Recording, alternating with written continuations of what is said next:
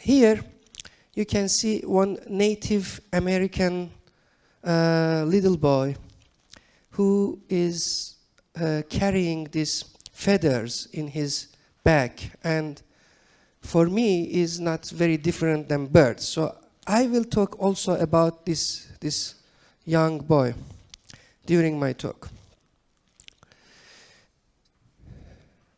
I developed my studies on the concept of domestication. I know that human being in the last 10,000 years domesticated a lot of animals. And while domesticating a lot of animals, human being also is domesticated. And I was wondering what kind of animals human being was domesticating. And looking at the examples, I saw that birds like budgies or budgerigars are kind of birds that human beings like to have them inside their houses, inside the cage. And I have never seen in any of the hotels or any of the seminar halls inside the cage to have a hen harrier inside it. So hen harrier is a kind of bird that human beings doesn't prefer to have them inside the cage. And what is the reason? Why human beings prefer some specific kind of birds to domesticate? So here you can see the process that how from the nature they catch these budgies, and they put them inside the cage, and then they sell it, and then people keep them. However, hen harriers, usually they are free. But what is the result? So what happens at the end when we have this? Budgies, they are so-called lucky birds because to keep them inside the cage, you need to make them busy. You need to give them a good services. You need to create some environment that they will not get bored. They will not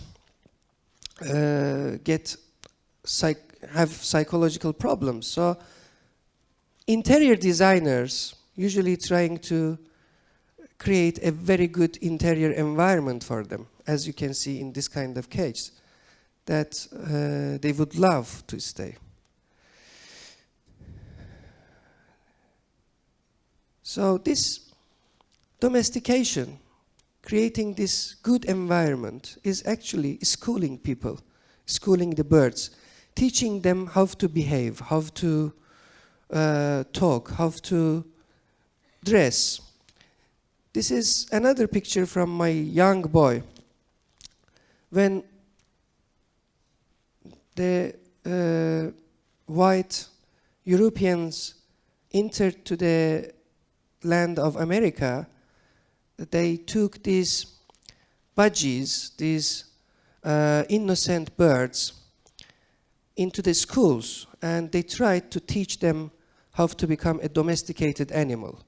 So this is one of these pictures. So these are all Native American boys, but that they are not wearing the same traditional dress that you saw in this first slide, but they are wearing something else, something that is similar to the school, to the, prison dresses.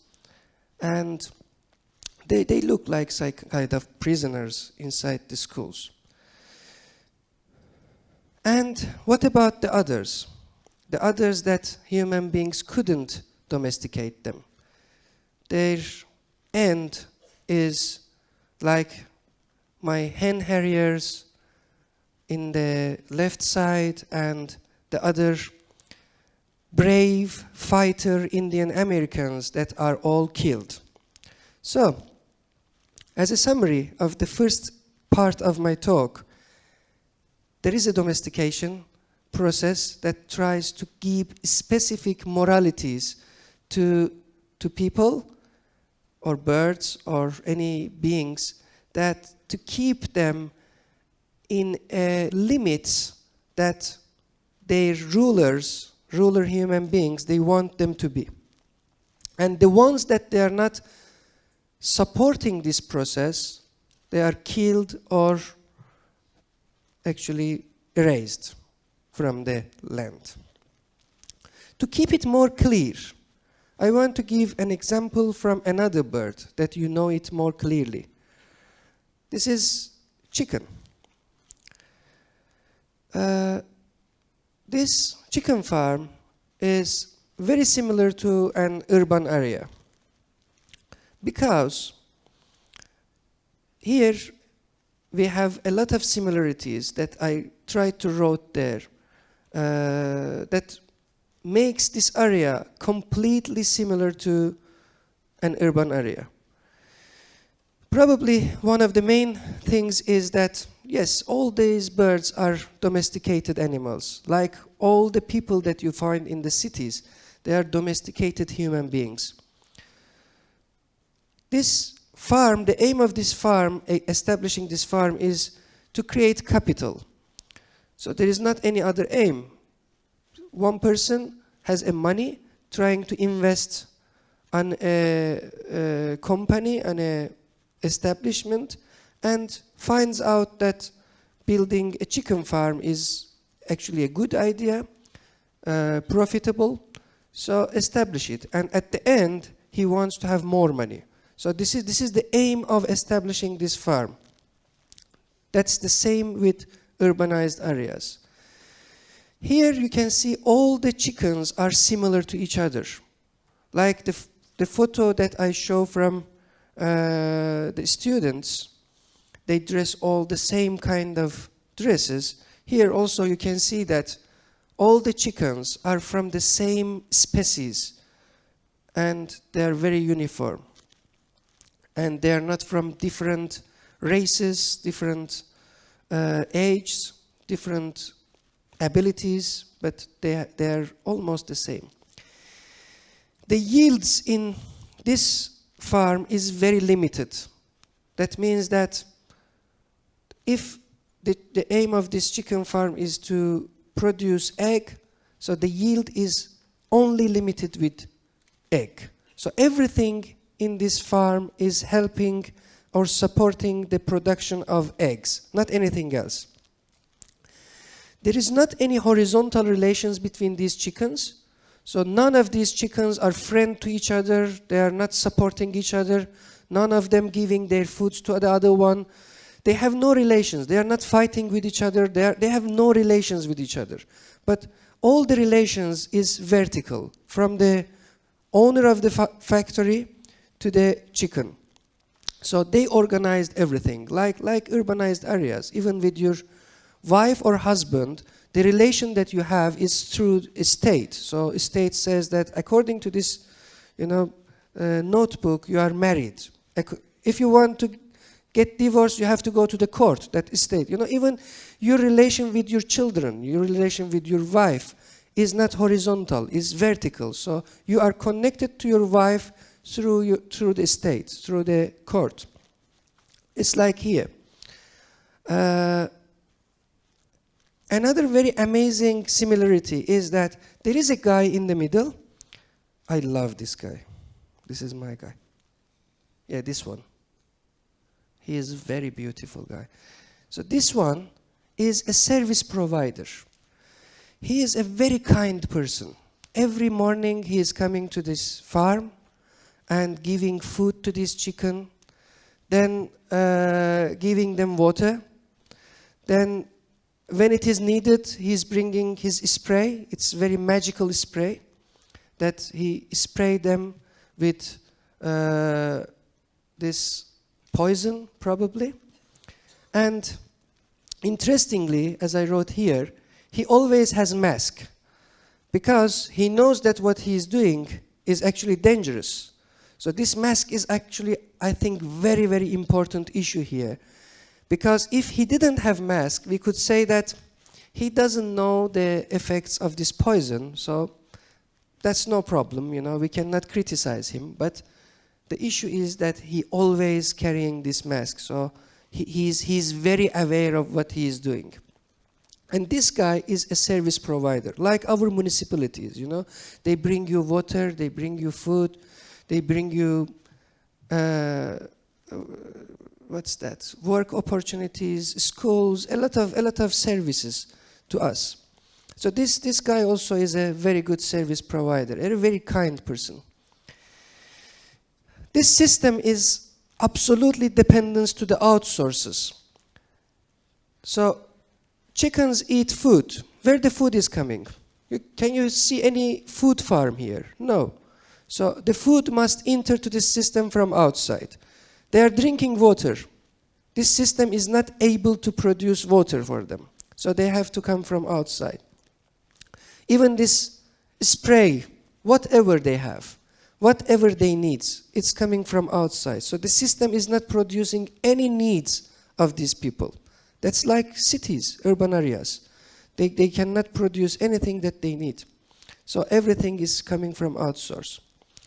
This is, accordingly, it is a very vulnerable system. If nothing enters to the system, if for one day this kind person cannot come to their work because of flood, because of weather conditions, because he cannot find a petroleum to put in his car, then these chickens will die. If one day electricity will be cut, all these chickens will be die, because everything is dependent to the outsources. So it is very vulnerable system. It is like cities. So if suddenly, by chance, if all the providers of services in the cities, the water that coming to your house from municipality, the electricity that is coming to your house, the petroleum that is coming to your car, the food that is coming to the markets, if one day for any reason, if you cannot find a petroleum and oil in your city, so the truck cannot bring fruit to the market, so you cannot go and buy fruit, because you will not have also petroleum. So at the end you will be hungry and you will die from hunger. Or if the cars will not work one day in Izmir, what will be happened? So accordingly, this system is very, very vulnerable system. I'm not going to speak about all of them, but I talked about this oil dependency as well. And this is actually also a very important issue, that all the resources that they use here is coming from next generations, not from their own generation. That I will go more detail about it. This is a very nice drawing because there is a chicken in the middle. So it's enough to make this drawing very beautiful.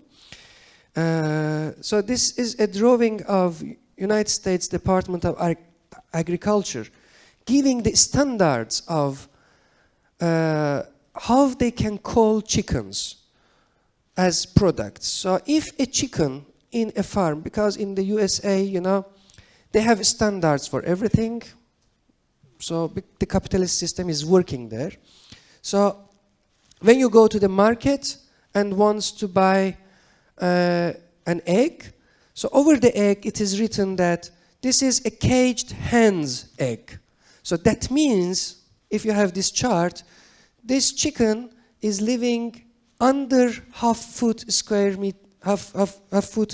of area. So half foot means something like an A4.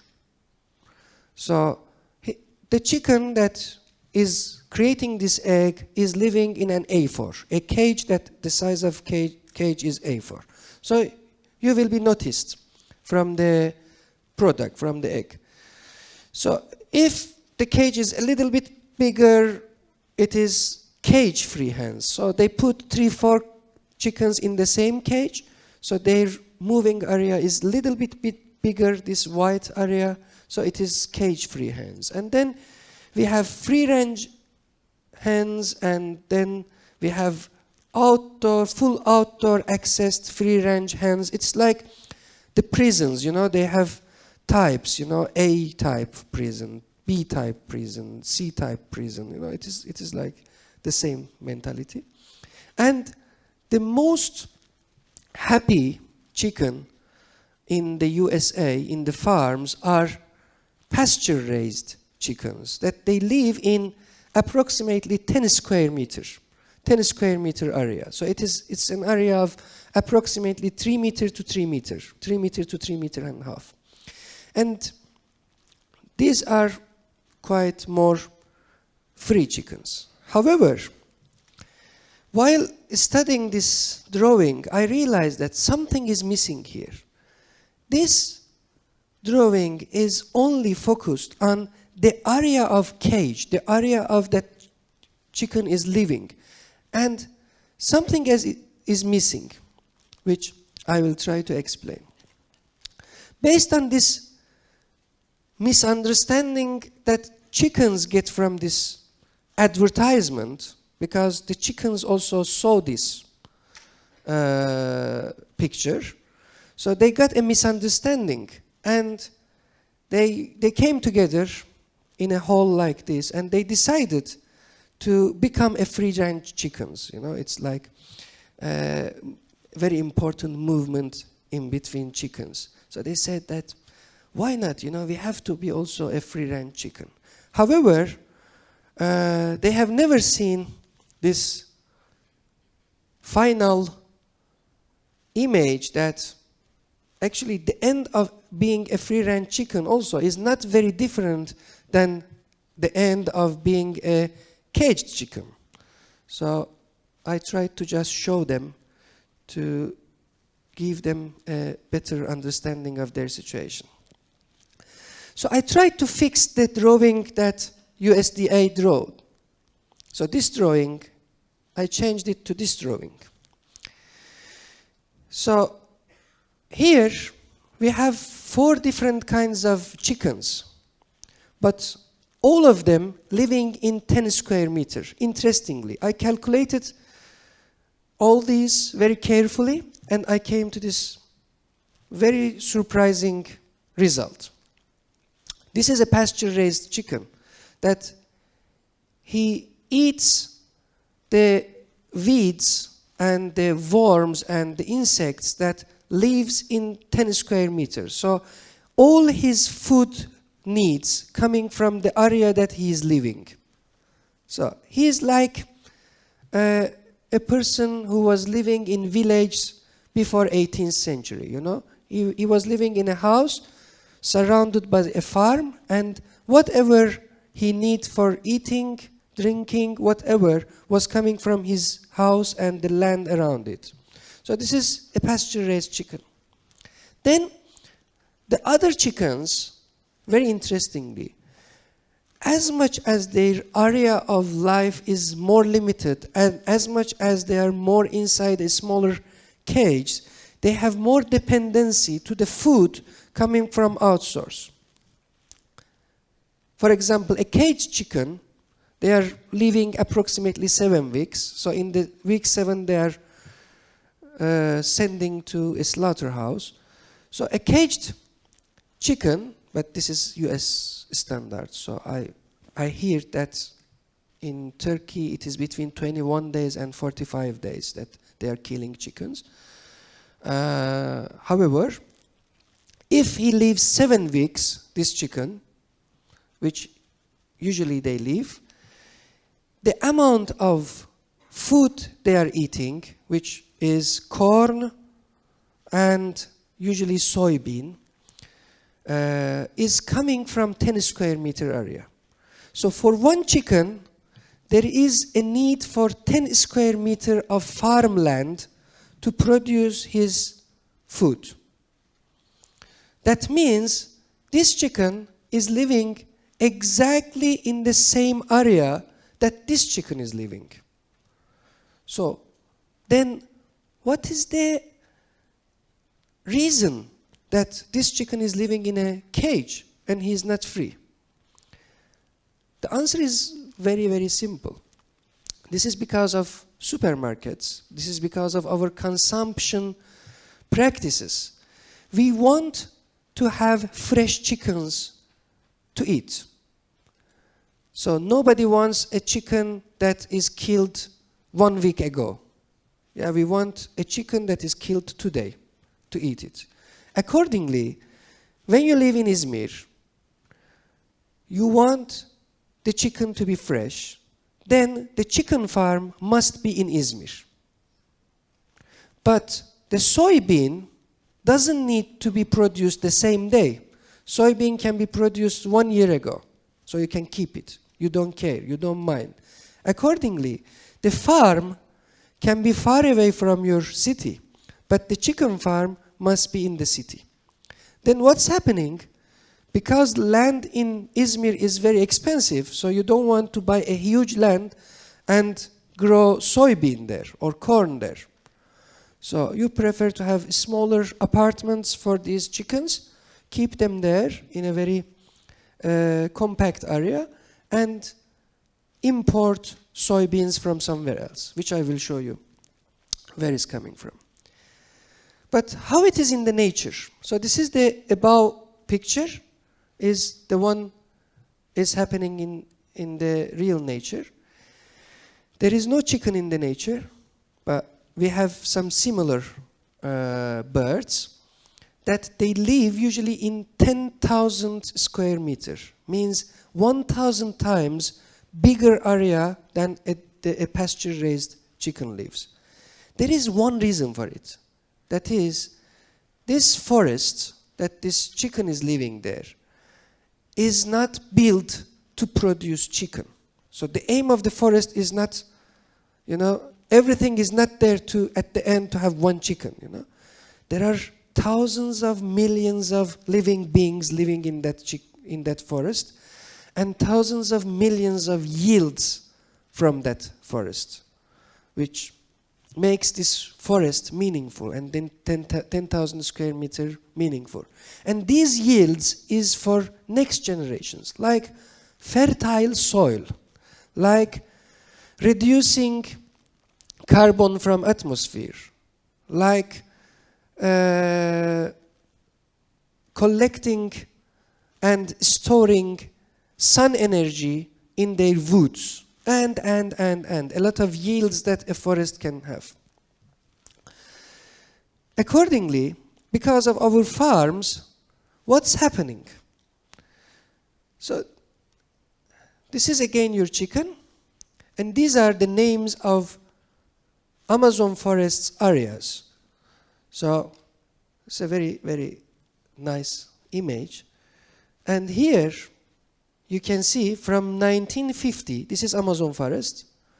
What is happening to Amazon forest? Just because we are eating chickens. Only, not any other reason. How this is happening? I will explain to you. So the back image is Amazon forest. Amazon forest is there for last millions of years. Then what's happening? Because it is forest, it has a very, very fertile and creative soil and environment and microclimate and whatever. Then what's happening? The government of Brazil is renting these forests to private companies for 20 years. Private companies goes and rent this forest, so cut the trees, first of all, and then reach to the soil. Soil is very rich. And grow soybeans. And they grow soybeans. This soybean that is produced in that fertile soil is very rich. So they can gain a lot of money from it. 20 years later, because of the amount of herbicides and pesticides and whatever that they spray in the land, they kill all the soil. So 20 years later, that area turns to a desert. Absolute desert. And they don't care because they rent it only for 20 years. So 20 years later, it is a desert. Who cares? They leave it there and they move and rent another land, another land, another land. And this is the result. So why this is happening? Because this system is based on eating and consuming the resources of past and future. So this soil that they are using to produce this soybean is not a soil that they created in the last 20 years, in their lifetime, in their generation, and is not a source that they can consume and finish it. So it belongs also to the future generation. But this is what they are doing. So, do you remember this beautiful guy? So, I love him, so I put a lot of pictures of him. In my bedroom also you have a lot of pictures of him, you know. I cannot sleep without looking at this guy. So you can see a lot of versions of this spraying guy, you know, you can find everywhere in our environment, luckily. So this guy is, I think, has a psychological problem, serious psychological problem. I haven't talked to any psychologists yet about this guy, but he has serious problems that makes this guy very dangerous guy. What is this problem? You know, let's imagine this is soybean. This guy, in the land that he wants to grow soybean, he doesn't want to see any other living being. So if a mint grows here, he sprays a herbicide and kills whatever that is not soybean there. If an ant comes and wants to pass from his land, he kills it. If a butterfly wants to fly, kills it. You know, if a bird wants to come, kills it. So whatever passes from this land is killed, because this guy only wants soybean in that land. So it's a serious psychological problem, actually. And as a result of all these sprays that he puts in the land is dying. Because the land usually in everywhere in the earth needs to become a forest, a kind of system that whatever exists inside is supporting the others. Like the image that I show here. They are strongly linked to each other. So they are not like this community that is here, you know. So we don't have any relations, horizontal relations with each other when we are sitting here. Even this design is designed in a way that you will not have any relations with each other. You have to all look at me. You have to all listen to me, you know. So this is like this system.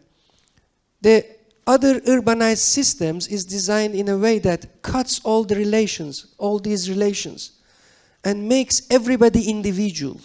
Because domesticating individuals is very easy, because killing individuals is very easy, because spraying individuals is very easy. So the system is based on this making individuals. However, there is another system of farming. So this is a food forest. In this forest, everything is edible, but we have different layers, and everything is supporting each other. And just to bring biodiversity here, in this kind of food forests, they put insect hotels. So they build insect hotels to invite more diverse kind of insects to their garden, because when there is a biodiversity of insects, then they can create a balance between them. So none of them will be dominant to kill all the products. So because in the nature, any insect has also an enemy in the nature. So if you have all of them together, then you will have balance in that system. So they are trying to create and keep it. So this image is very, very beautiful image, again, from another farm that is called Hong Kong. These people are renting these beds, and they're paying $100 per month for the rent money. Because in Hong Kong City, the prices of rent starts from $1,500. So these people are lucky that they can find a place to sleep inside the city, and they do not need to travel every day 4 hours from home to the work and from work to the home. So they are lucky that they have a space in the city. So these are undergrounds of big towers in Hong Kong City that they put these beds and they rent them to the workers, laborers, and they rent them and live there.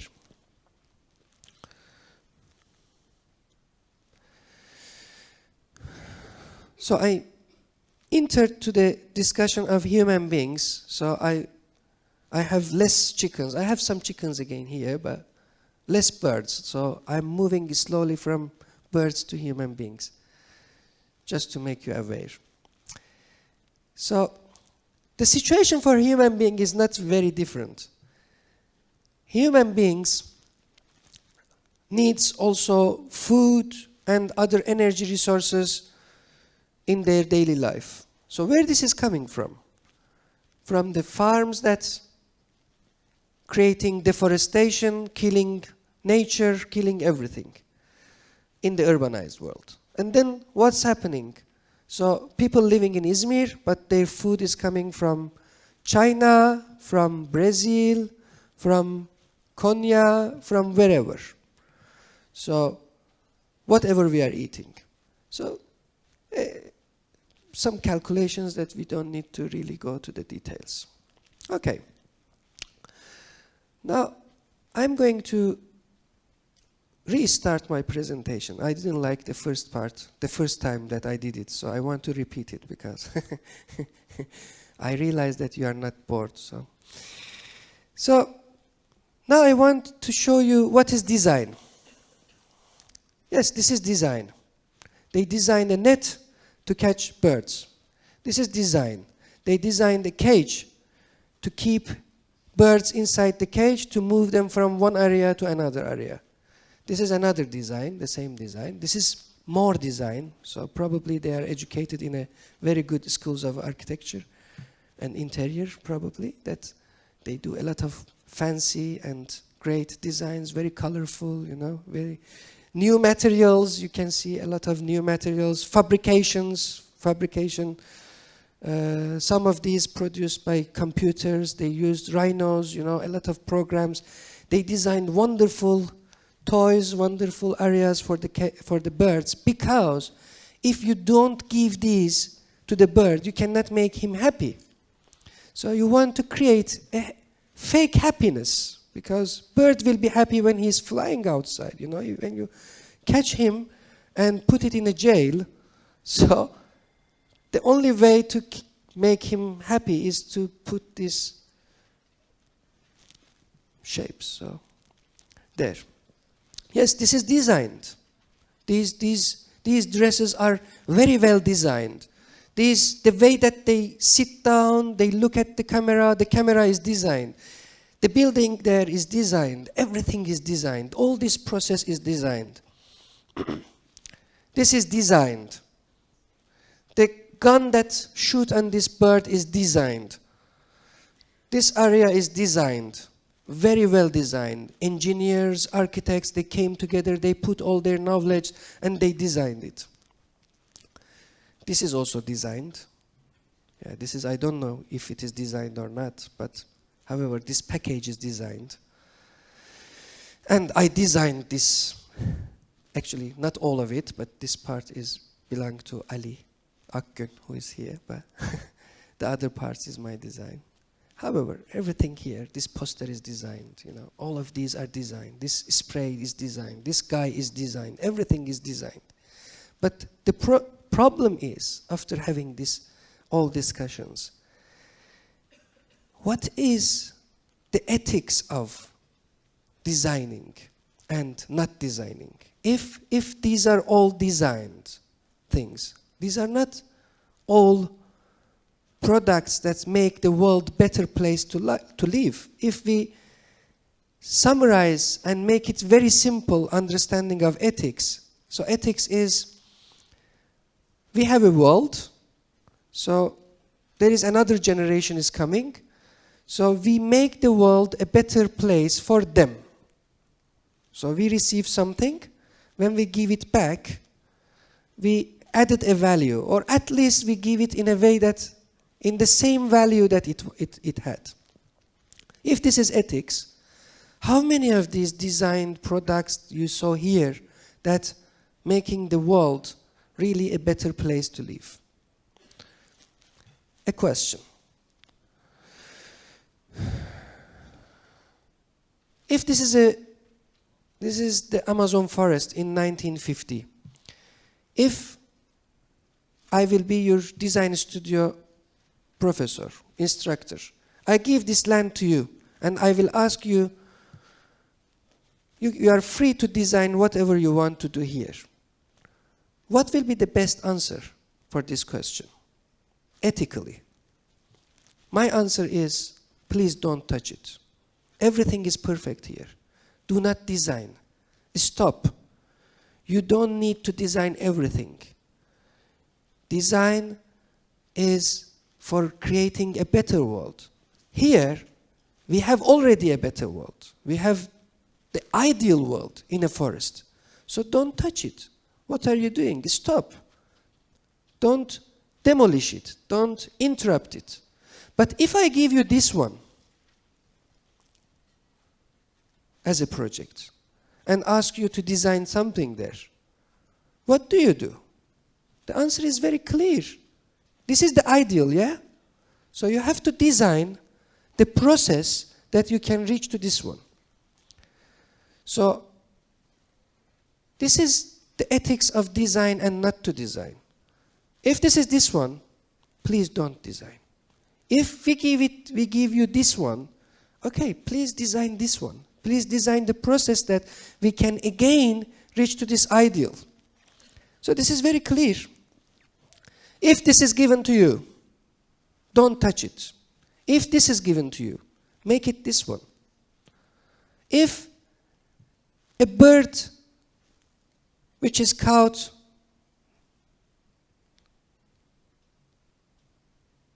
this one is given to you, free it. Let it go back to its country. They are coming from Australia. So if you have it in Izmir, buy a plane ticket for it, okay, and send it back to, there are a lot of rescue release and rescue rehabilitation release centers in Australia as well. Send them to their countries. This is the only thing that you can do for them. If you start designing these, then you are making his prison to stay longer and longer. You are sustaining its jail, its prison. That means when we speak about sustainability, actually, this is the idea behind it. There is a system, this system, that it has a lot of lacks, a lot of problems. So this system is not sustainable. And the manager, the owner of this system knows that this system is not sustainable. So he's always worried about it and invited all the engineers, all the architects that this system is not sustainable. Please help me to sustain it. But this is the sustain of tyranny. So this is the sustain of unethical life, that you create the ways to sustain it. Please don't sustain it. Please don't do any sustainable projects.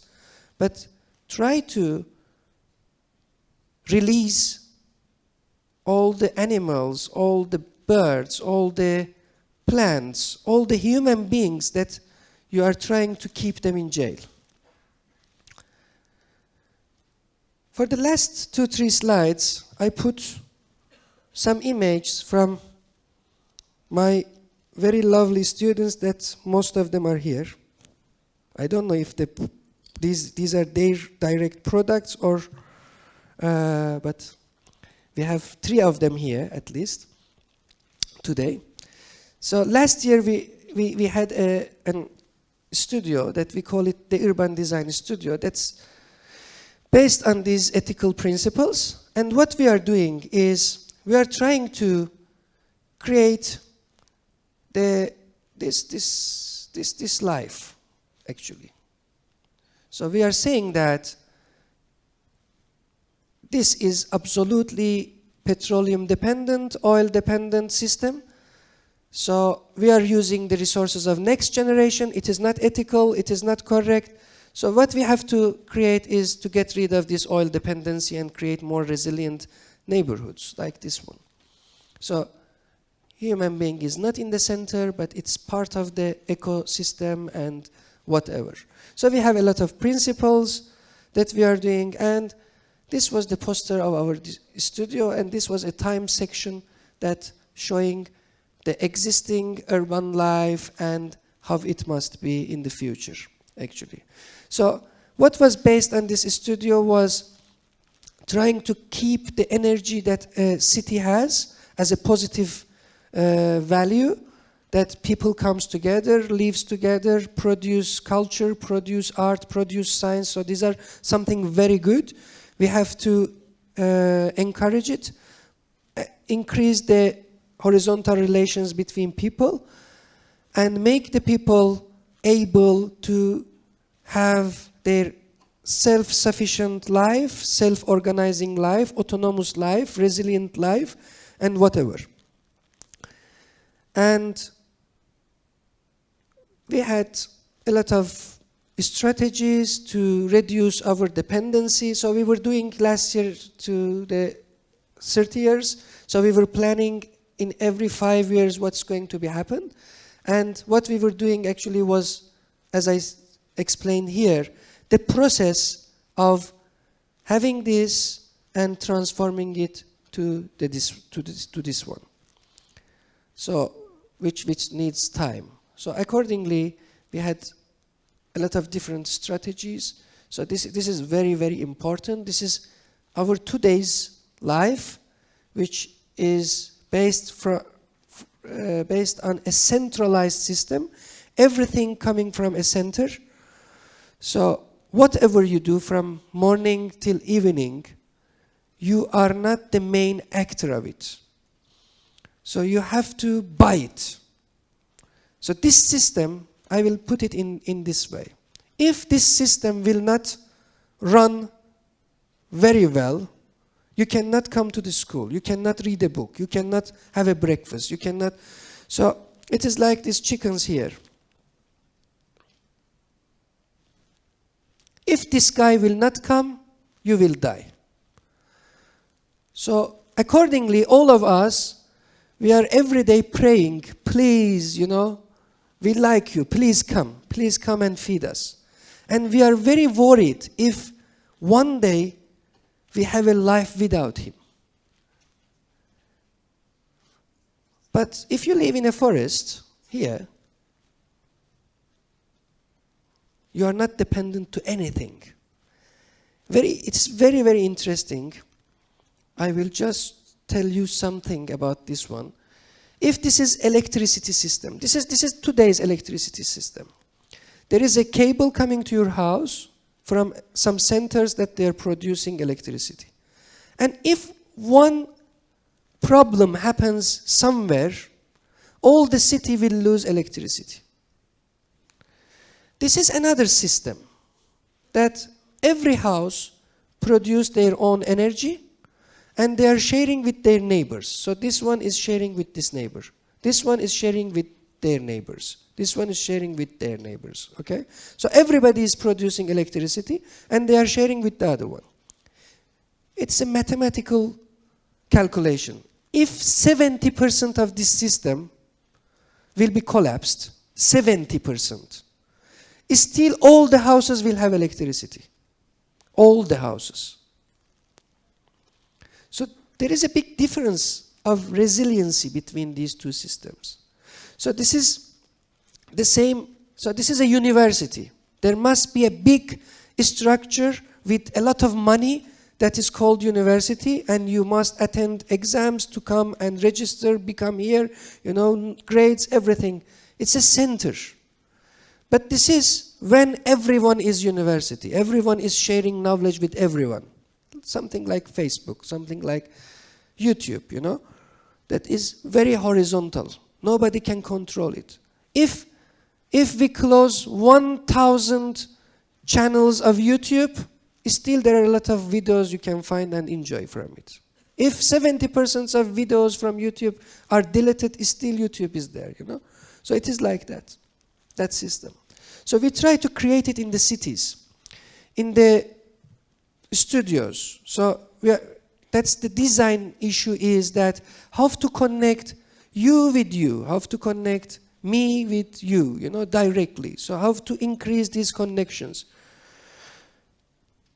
And all other examples that I don't want to go to the details. So this is one of the results. This is Times Square in New York City. Last year we were working in 5 cities. Today I have only projects from New York City. So this is a reimagination of Times Square, that how it must be Times Square actually if we don't have any oil. If there is no oil, if we will not have any access to oil, then people must produce their foods. How they can produce their foods in this environment? And there will not be any need for streets, because there is no oil, there is no car. So we remove the cars, and more coming together, more enjoying the outside spaces and whatever. And there are 2 videos of this transition.